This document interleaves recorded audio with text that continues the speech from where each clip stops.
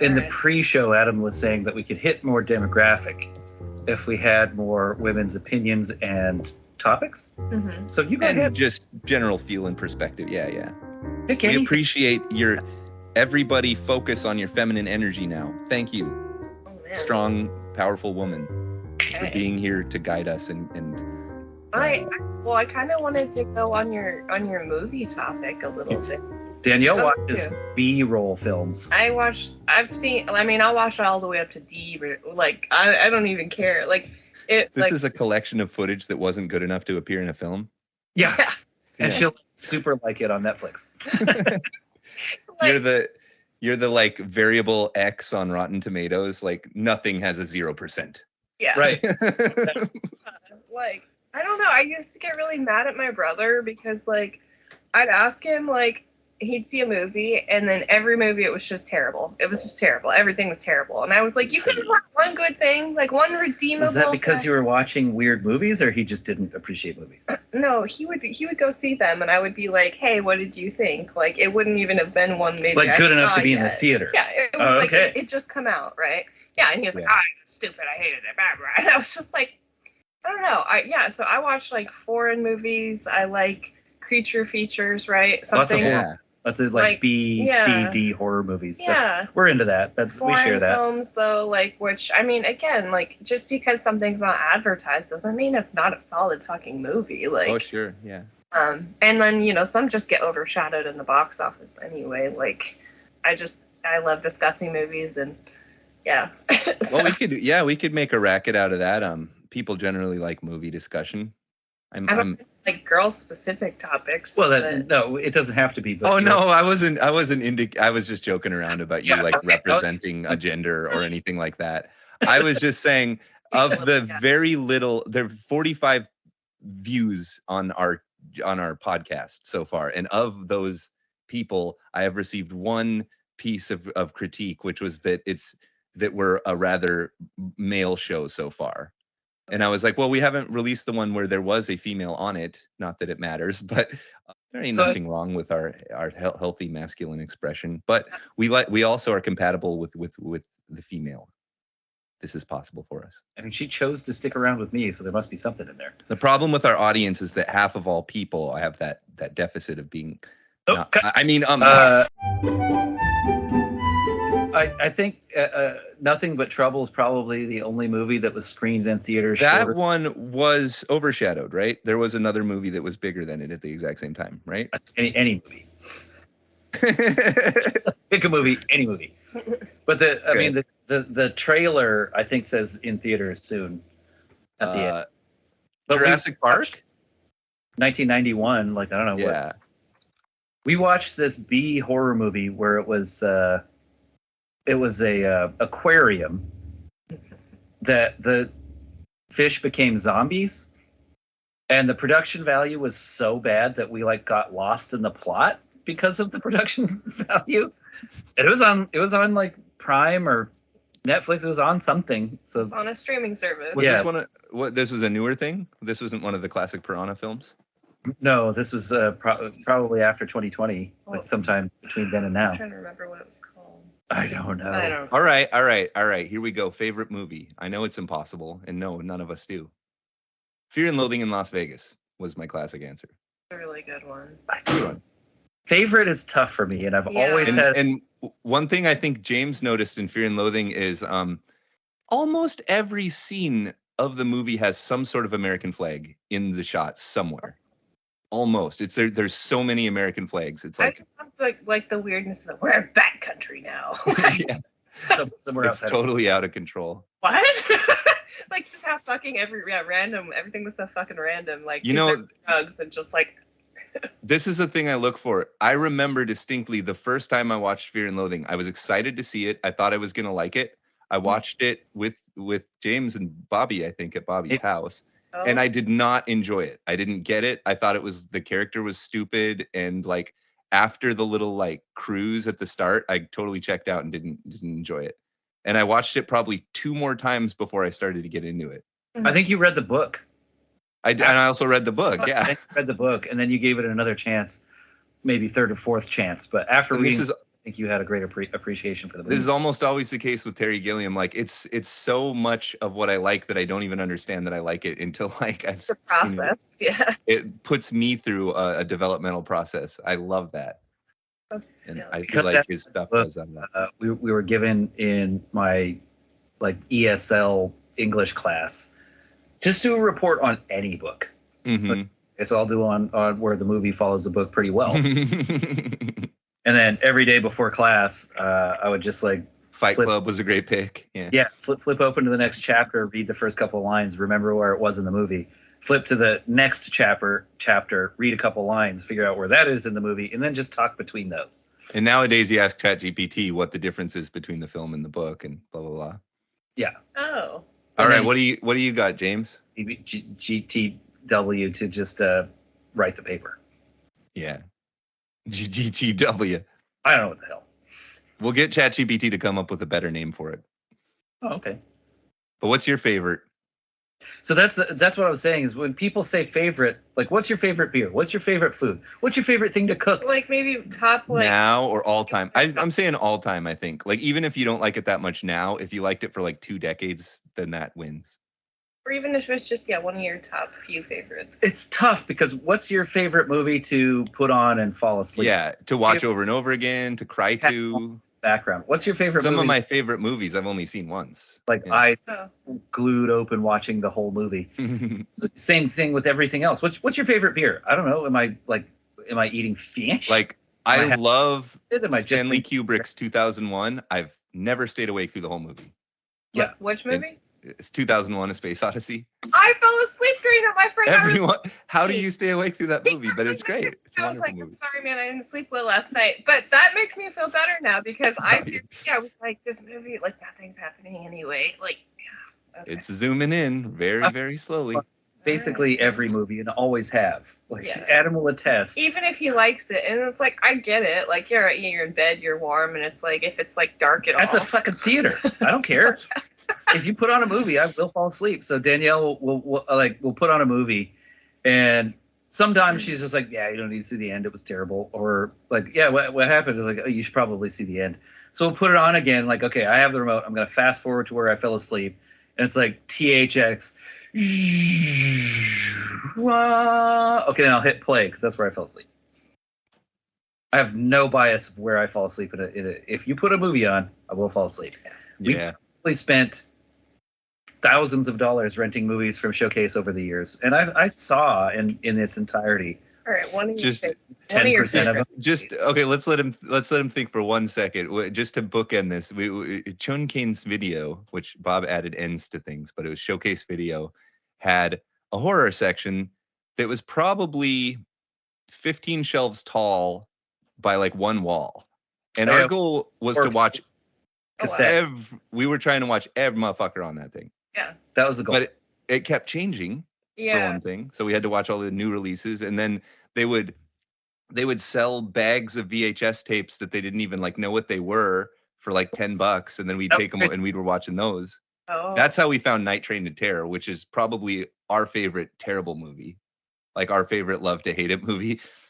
Yeah, there was a whole sack of them. There were multiple sacks of them, but it's such a stupid goal now. Like my interest in horror is so low now comparatively. It's like to even it's like what were we trying to conquer by like I just saw they had all the Saw movies on Amazon and I made it through 1 and 2, and then he got home and I was like, all right, well I gotta wait because now he doesn't want to see them. Just quit now. 1 and 2, you're done. That's it. It doesn't nothing gets better or okay. She sent me a text. 1 and 2 are great. 1 is very good. Yeah. Where all the Saw movies were pulled up, and all the text she wrote was, "Well, I guess I know what I'm doing tonight." Horror. We like to watch a lot of horror movies. So I don't know if it's for the same reason or different. Our ritual was every weekend we would exploit this like 3 movies for 2 days non-new deal at Showcase, and we'd get 3 usually be like 2 really bad and 1 good one. That we like kind of our ace in the hole. Like, yeah, basically new release and then 2 others because that was like part of the deal. And we'd get together with about usually 5 guys or so. That was about how many fit into our little ghetto bedroom with us like snuggled up with like our Little Mermaid sleeping bags. It was New Kids on the Block. And we'd get a whole case of like the most caffeinated thing possible, like Surge or Jolt or Kick, like to literally where boys are going into the bathroom and stuff's coming out green. Yeah. I don't know if that was stress or the dye, but something was making it come out green. From all the I had that happen when I drank an energy drink that was like 30 This was the proto energy drink phase where they were saying they hadn't exist yet. Oh, I remember, but I remember it was just caffeine and sugar and blood. Yeah. And so I for some reason would kind of set the pace of this stuff. I think just because I was a dick. And so I'd be like, well, everyone has to stay up and watch all 3 movies. And if you don't make it through all 3, we're going to like fuck with you and record it with my handy cam. And I was the guy who, because of hypervigilance, always like stayed awake through all the movies in a trance-like state, like not like just like where my eyes are psionically toothpicked open. Yeah, no longer blinking. My brain is running a hamster wheel just to keep it on. It's just like, because the movie's not doing it, and it's very cozy, and all my friends are snoring. And we didn't mess with him. We didn't mess much with the sleeper. That was just an idle threat a lot of the time. He'd have marker on his face. The best one was when we actually shot a moon landing on Johan's head. Wrong. His head was made into a moon. Jim will fix this story, but I will tell my version of the truth, and James will fix the story. Okay. But we took my handy cam and we filmed a moon landing with a Lego man with a little flag on Johan's head, and the moon's powdery surface was made with shaving cream. All right, James, fix it. So what actually happened is I was always the sleeper, as I just said. Yeah. And I wake up and the VCR has a Post-it note on it that says "Play me."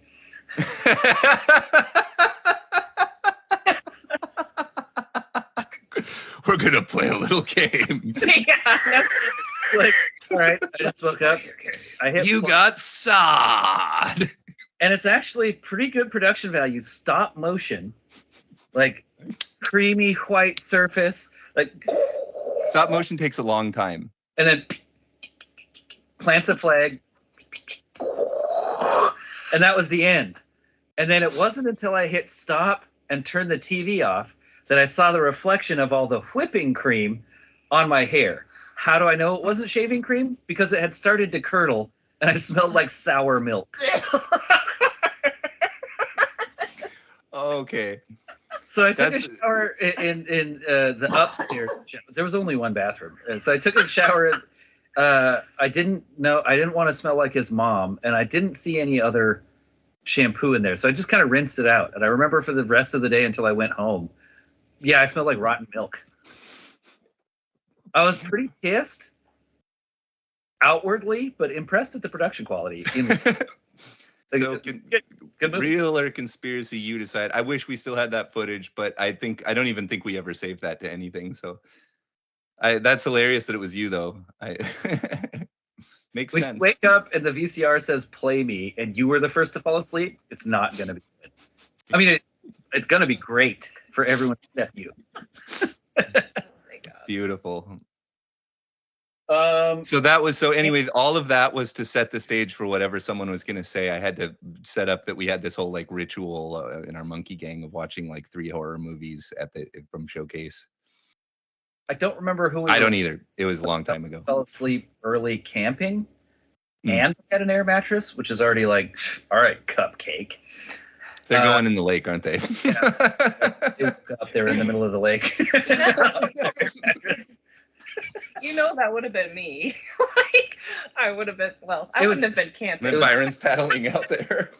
It was all dudes. If a girl, I think Adam's mom's the only girl that ever went camping with us. Oh, there was a time when Miyuko and Caitlin came.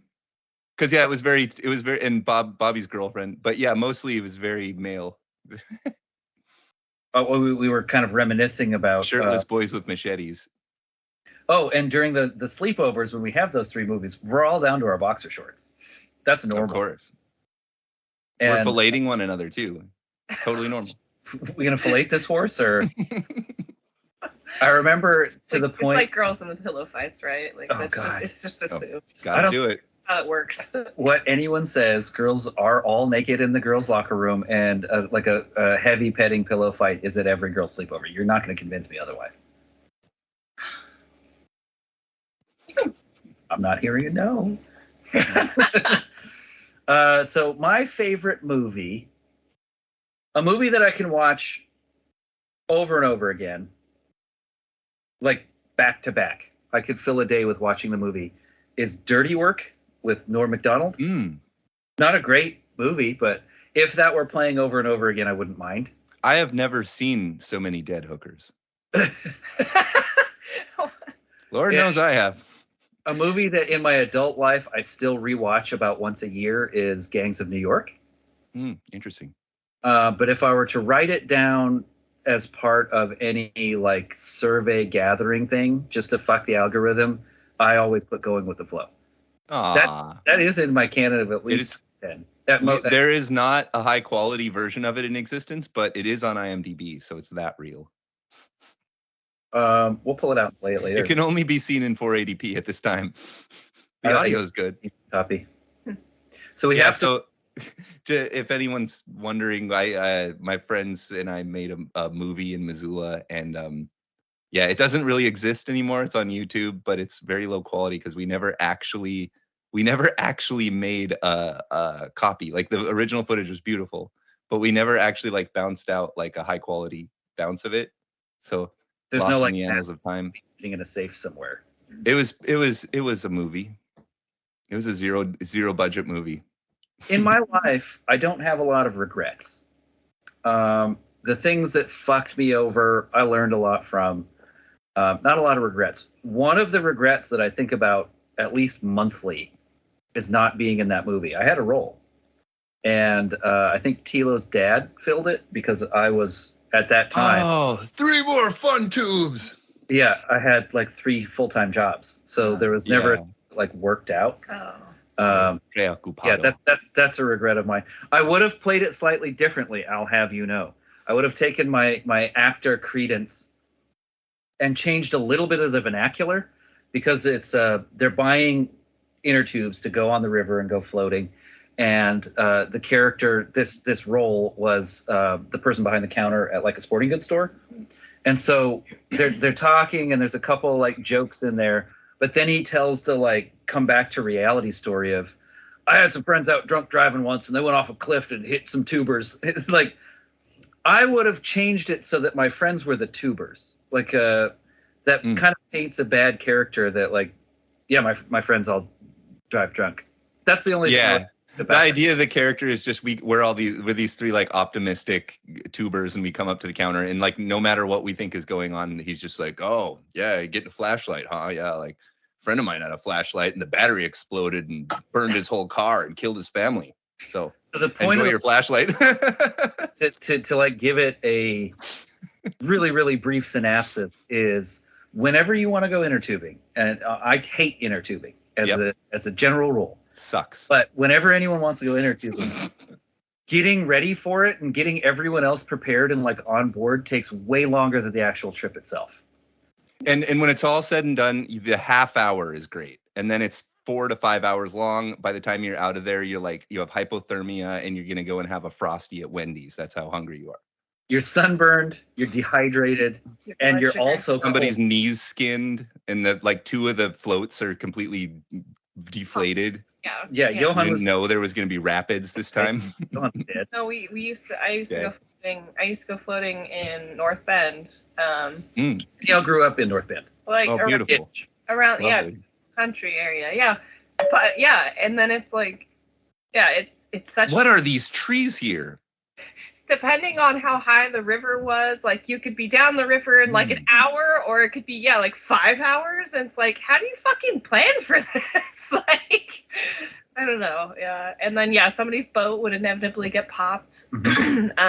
Everyone's sunburned, like we didn't bring enough sunscreen, or like somebody's bag of things like fell out of the boat. The radio went under. No one brought water, everyone brought beer, and somehow one of Stepan was carried off by an eagle. That was Johan. Oh yeah, that's right. Johan was so light and everyone's identity is wrong. a quarter mile up the river because the river's taking him like a leaf. And here are these anchor, like normal sized people. And there's an eagle like circling over him. So the untold story, I might as well do it here, is I came to Missoula and I was staying at a friend's house who was fighting fires. And my friends had written a script for like maybe a 20-minute comedy called Falf, which was about Frisbee golf. And the plot was one of these like rich guys buying off the resort things. And so the local kids band together to fight off the it was one of those plots. Nice. And as we started kind of talking about it, for some reason it turned into tubing instead as the premise. And instead of that plot, we went with the vacation plot, which is like you have this goal that seems like a pretty attainable thing, but there's a comedy of errors, like everything about it's wrong. So getting beer, getting women, getting tubes is all the biggest ordeal. The entire story is the journey. And I'm only explaining the plot because if you actually watch the movie, it's not exactly clear that that's like what we're intending to accomplish with it, because it's so all over the place, and it's like we're trying to do like bits and gags. But it's supposed to be like Vacation. You see the car drive out there, oh, we forgot this, and then they come back and someone yells at us and chases us off. And I think you have a very different view of the movie because you were of course, yeah. The how the sausage was made. As someone who only viewed it, it's clear. Like, oh, that's good. I'm always pissed off because nothing is working out. Yeah. Adam, not Adam the man. So yeah, going with the flow. That's how James upsets the algorithm. I enjoy going with the flow. I wish there was a high quality, and the version that exists now is like 20 to 40 minutes shorter than the version we showed in the theater because we felt like it dragged. We didn't know, so we were so deep in it that we had no idea if it like whether people would like it at all or find it comprehensible. Like we had no idea when we finished that and showed it to people how people would respond. So the fact that people at least sat through it and found it coherent, and there were a couple giggles, like we were fairly pleased with that. I'd say we were mostly like, we thought people would laugh more and they didn't. But just the fact that it ended up accomplishing a feature length thing, we were like satisfied with that at the time. People weren't demanding their donation. Yeah, we were pretty satisfied with that outcome. There is a catchphrase that took fire amongst everybody I knew in Missoula. I would meet, you have your friends and then they have their own groups. I'd meet those groups and they were also saying the catchphrase was, "It's in the bag." Yeah, it's in the bag. Oh, vape? It's going in the bag. Going in the bag. And I don't know what that was, some inside joke, but we kind of gave it to Vern Salcido. Yeah, this is going in the bag. Yeah, he's like, "Oh, tomatoes in the bag." It became a catchphrase because Vern is a very outwardly charismatic person in the movie, and in real life a little less. But in the movie, he's just like super jacked to be at work.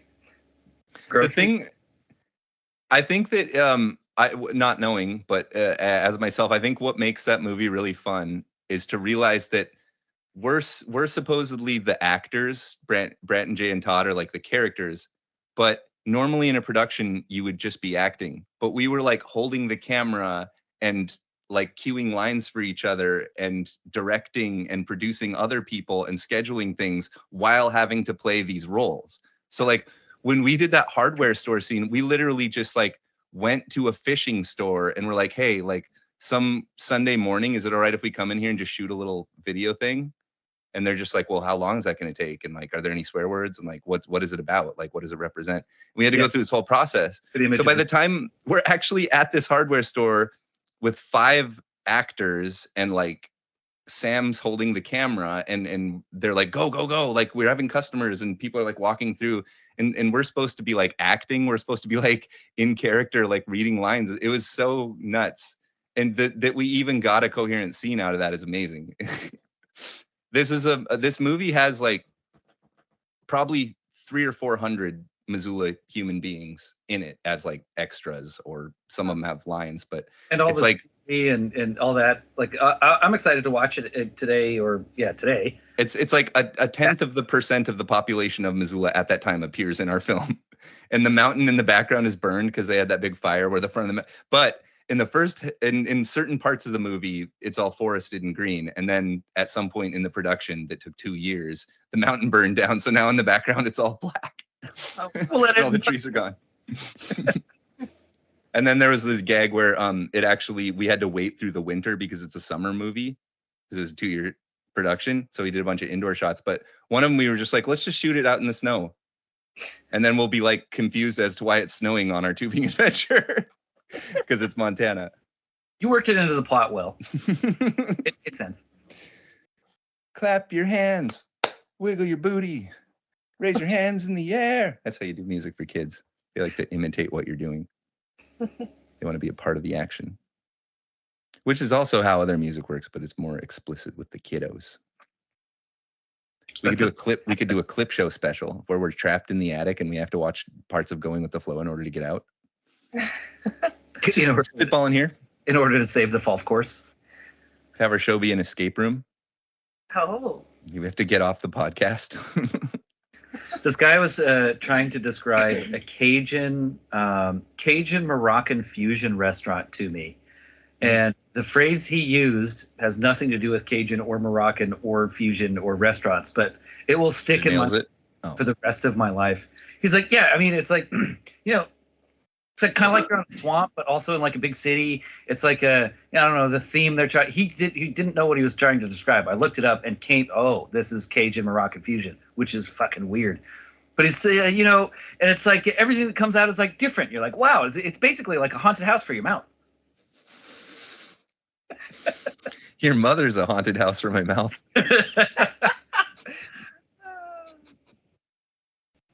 That's cute. But I don't think that successfully conveys Cajun Moroccan fusion cooking. I don't think Cajun Moroccan fusion successfully conveys. What the fuck are you trying to do here? Should it be conveyed? I like to put my feet up. No one wants saffron on crawfish. What are you doing? What are you doing? James, I'm going to let you in on a little tip.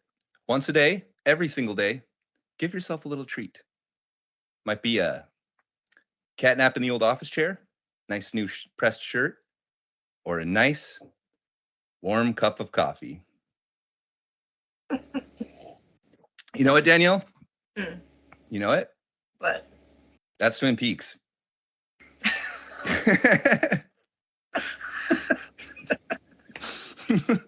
It's been a while since I've seen it, but I really did like it. I thought How would you like your coffee? Dark, as the inside of a coffin underneath Mount Everest on a moonless night. I added a few twists, but my cocaine is so white that it's like Gwyneth Paltrow skiing in Utah. Oh well, my cocaine is so white it goes. Oop, let me squeeze right by you. It's SNL skit. That one. That one cracked me up because I'd say that. I'm like, can I squeak by you? I'm like, let me squeeze right by let me you. just squeak by you. And I died. I was like, oh my God. That is the whitest thing anyone can say. I am very white, but yes, I don't need to be reminded of how white I am. Yeah, really. What a white activity to squeak by. We just squeak by you. You just squeaking by, Whitey? That's how you're going to live your life? Is just squeaking around things? My God. My cocaine is You're all like the spider, all of you. Plotting, intricate, twisted plots all the time. Scheming. No pride.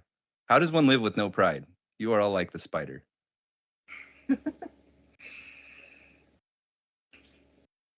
My ass is twitching. Hello? American. You're liars and you hate us. I just got to represent a little bit because I'm 1/11th of a 10% Navajo.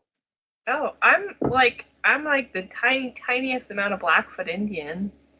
Nice. Like literally like So you zero. can say you're black. You're technically. Look, pregnant, pause, feet Indian. Blackfoot Indian. Yeah. Blackfeet, they're from our home area. Yeah. I'm Good a crew. big fan of You guys got tested, right? You know your genetics and stuff? No? But you did? I don't care. Oh, you just know? Okay. Oh, I don't care. I've never done that either. Oh, my dad Maybe actually. we should all do a show where we 23andMe and our audience can sponsor the price of it. found out I could get citizenship in France because of the mistreatment of the Huguenots. Thank goodness. How Can about I do that? Can you do that by proxy? I'll go to France and be a citizen. I feel like anyone We could who just adopt you. would get dual citizenship in France would send someone by proxy. Ah, but Jack, mes amis, je m'appelle Adam et je voyage à France pour parler avec vous. Bone apple teeth. Au revoir. Gee, sorry, Napoleon. Didn't mean it. Anyways, yeah, I'll go to France. I'm a big fan of Marseille. Native Americans. Is becoming less appreciated because that would imply that this was America before whites got here. I really like First Nations. That's fucking sweet. That does sound better. I'm way less offended by our racism now. I agree. None of it offends me. I just if I'm going to be sensitive about my cultural labels, I like First Nations. That's pretty cool. It's pretty good. Native people. I'm kind of into God's chosen people. Oh. Cut. I feel like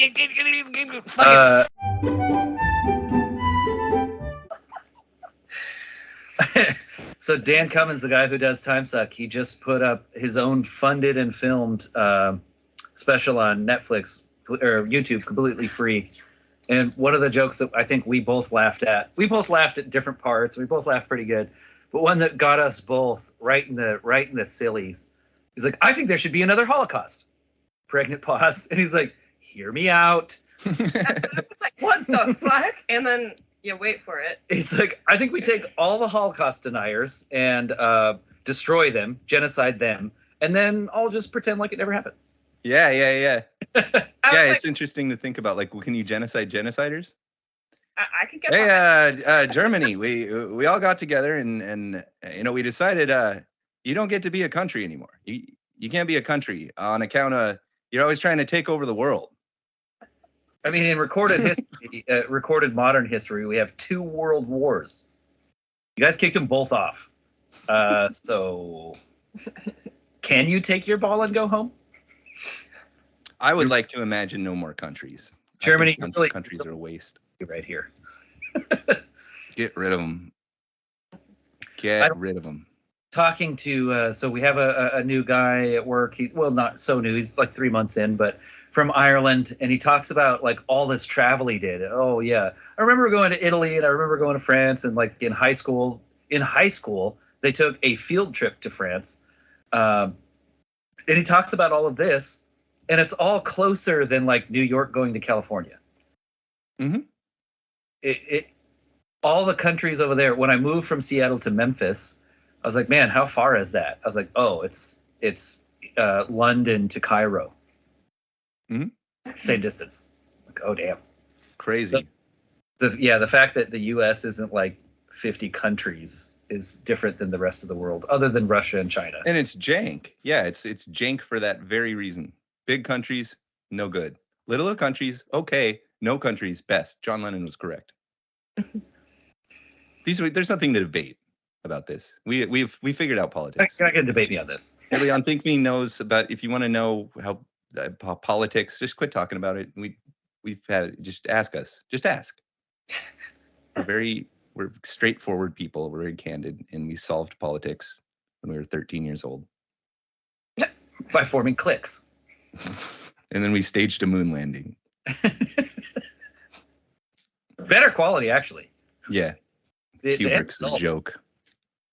And then in Going with the Flow, there's all these little references to because we felt guilty about staging the moon landing. So there's all these little like tips that like, hey, psst, we did it. It was us. Sorry. I'm sorry. People of that era have a very staunch group saying that we did not land on the moon because of military technology at the time. Mm-hmm. Battleships and aircraft and everything. It's like you're still turning knobs, smashing buttons, and flipping switches. There's no way we made it to the moon. At that time we were sending objects into space using a giant gun. We couldn't make it to the moon, but like, if humans could just sustain like 100 Gs for like half a second, we could have just loaded them in the world's largest rifle and shot them up, because we did with satellites. That gun still exists. What are you going to do with a 30-foot long gun? Just let it sit there and have the Earth take it back. Yes, rockets are gun-like. A real gun, you could get some equipment up there. Well, yeah, but I mean, this is what NASA is. They make new technology in order to allow us to do new things that the military can't do because they're not interested in exploring space. It's their whole bag. It's what they do. It's a department of the government that does that. I don't know. All the like fake moon landing stuff. It's like wherever they're picking apart the footage, it's like, bro, you can't. There's no comparison. This is footage in space. All footage has an atmosphere that you've ever seen. You're looking at an atmosphereless, dusty thing with people walking on it and light reflecting off of it. You can make no assumptions about like how shadows are going to work and how like lighting's going to work. And this is not your DSLR. They have like a very specific type of camera because they're filming gamma radiation. Like it's like a whole different bag. So yeah, you can point out like all these like flaws in the footage and things that they like touched up. And it's like, yeah, that's how you do space footage when you've never done it before. That's how you would film a person on the moon. You don't just like, oh, let's just get like the camera guy here. This is like not the same fucking thing. You fucking take a Hollywood crew up to the moon. But you know, if they did it successfully and they had a smart plan and they thought it through, then they would get away with it because they thought they did it in a way where you'd get away with it. So if there's like something that an average Joe could find in the television footage of the moon landing that disproves it, I don't think, I mean, that's your standard government work, but I think that if we are to assume that America staged a moon landing, they did a rather good job at it. They managed to cover up the Kennedy assassination. You know, like that was probably pretty hard to do, but they succeeded at that. Nobody figured it out. But the moon landing beat the Russians to the moon. Yeah, that was it. Yeah. We had no other goal there is other than flexing technology force. And so, if it was faked, we beat them at that too. That's such a dick move. We could have just like goaded them into doing all of our expensive space stuff with their differently human righted astronauts and just here you go to the we're trying to get to the moon, I promise, but like like Russia's like landing on Jupiter and like fucking deploying you. It's like yeah, we're trying to do that, I swear. That's what I would have done. Yeah, spend all your resources on this thing that's not going to help the war at all. We are cutting off all public spending. All money is going towards colonizing the galaxy. And then it's like, fucking Russia thinks that. Yeah, we go. That's what I do. The beats out of their hands because they're broken. Yeah. Fantastic. And this is why nobody will vote for me, because they think that's a bad idea. They're stupid. Got an election coming up. You can write names in, guys. Adam Lowen, Loewen. Like, you don't know what to do. You're like, oh, I don't like this one, but this one's like a little less worse. No, I just write my name in. If I get 25 votes, that's more important. That's the most important thing. Would your campaigns like signs say "Get him, Lowen"? Mm-hmm. Vote for Lowen. Get him, Lowen. Yeah. Dan Cummins also talks about politics and how a felon can run. You just can't vote. And so his long con is to run for like Senate, but the other person running against you, murder them in cold blood. Mm-hmm. Go to jail. Publicly. Do the time for that. Serve your time and then run again. It's like, no one has to die. This time. You are going to win.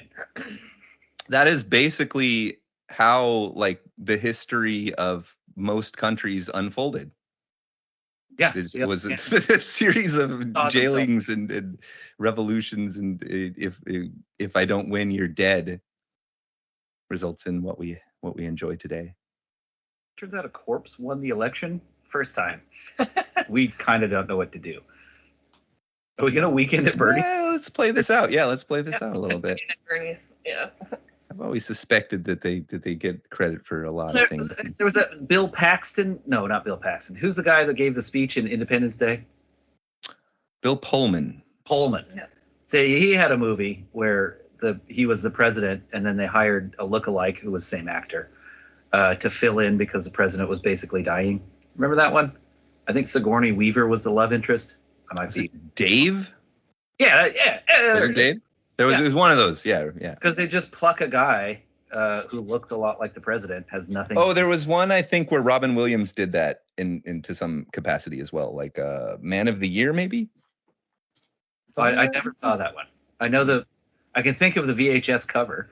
I think there were a couple of those where it was like an imposter prime minister, president. King Ralph. Yeah, King Ralph. Yeah, it's my favorite movie of all time. King Ralph. Don't Tell Mom the Babysitter's Dead.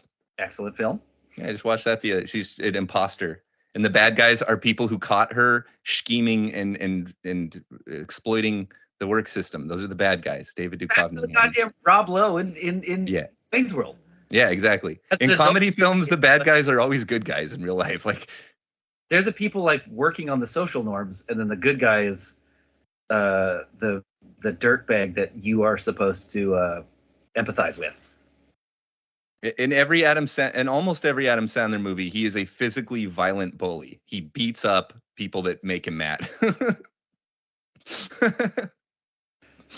And you're like, yeah, get that douchebag. It's like, but he hurt your feelings and you physically assaulted him and bruised him. That's not, you're not my hero. Yeah. I guess that's the whole point of dirty work too, is like you get him way worse than is reasonable. And the underdog. That amuses us. Did you tell us your favorite movie, Danielle? Oh, that's tough. Yeah, I have a couple that I really like. So Cabin in the Woods is one of my favorites just because of the twist, ending. I really liked that it wasn't just like a normal. Are they making a sequel? I thought I saw something. I don't think so. I think they are. Oh, that would be awesome. I mean, potentially, right? Pretty sure, dude.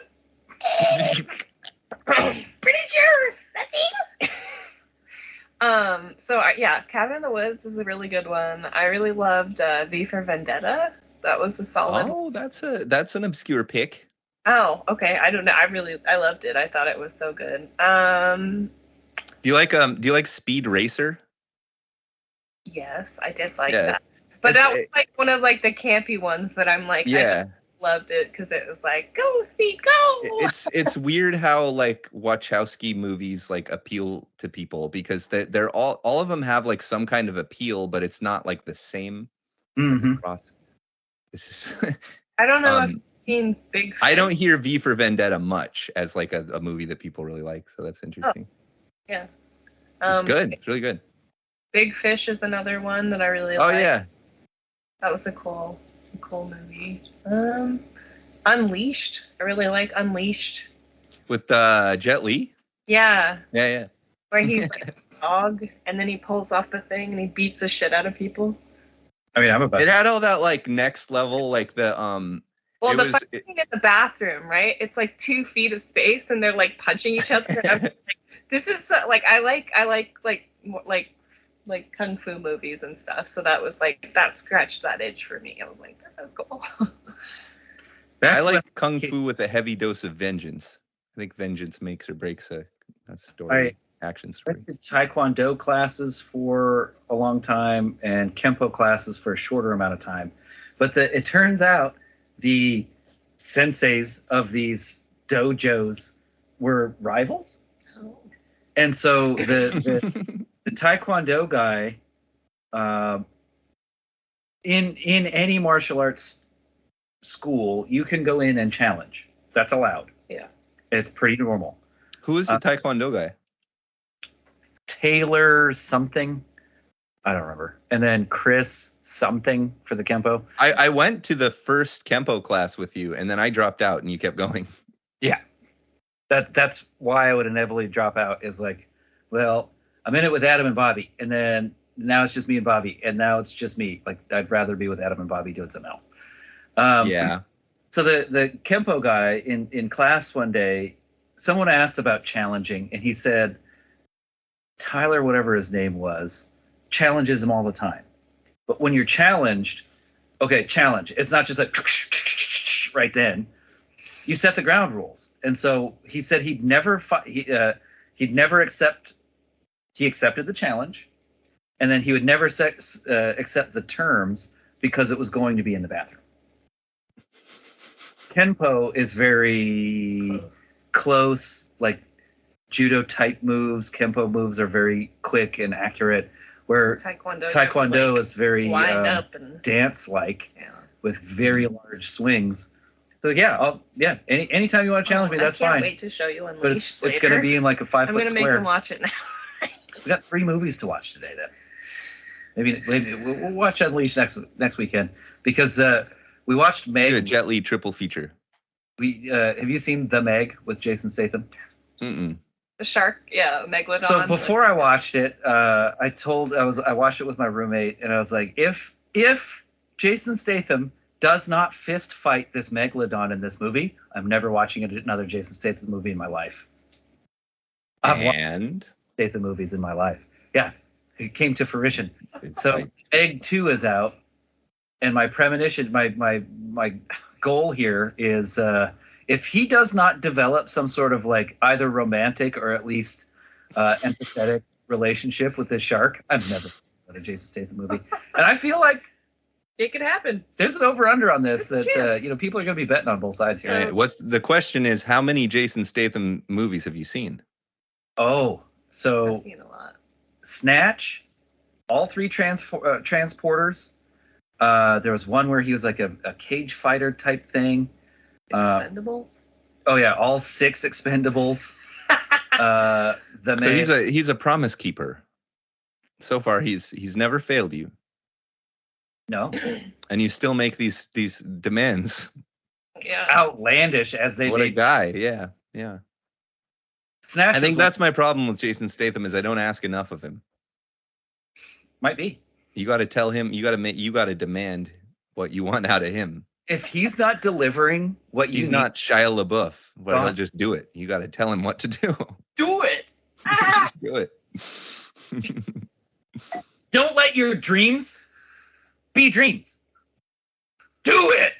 We used that in a promotional video. We took his green screen footage off YouTube and planted him in the background with him behind the couch, and it was a great idea. Shit, we could do that now. Just do it. It's in there. It's juiced now. It's gushing blood into my fist. I'll edit it out in post. Just go. Yeah. Okay. See.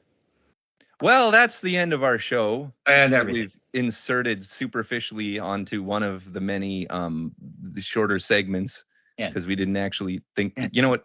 Let's not use this one. Dude, end.